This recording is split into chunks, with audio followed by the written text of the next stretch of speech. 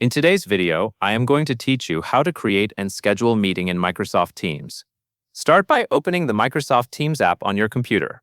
Once Teams is open, look to the left sidebar. This is where you will find the main navigation for chats, Teams, and other tools. Click the calendar icon. The calendar view is where you can create new meetings and also see any meetings you already have scheduled. Now go to the top right corner of the calendar screen and click the plus New Meeting button.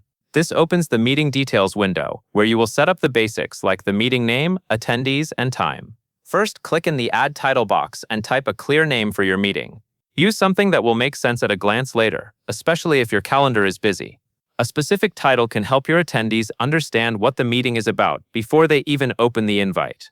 Next, click the Add Required Attendees field. Begin typing the name of at least one person you want to invite.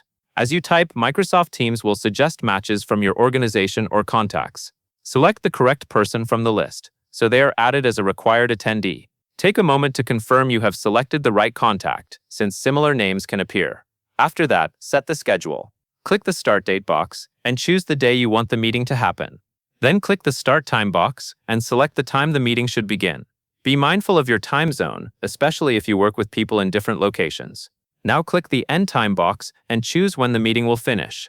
Setting a realistic end time helps keep calendars accurate and gives everyone clear expectations for the meeting length. When everything looks correct, go to the top right corner and click Save. This sends the meeting to your calendar and schedules it for your attendees. Finally, look back at your calendar view and observe the meeting block appear on the date and time you selected.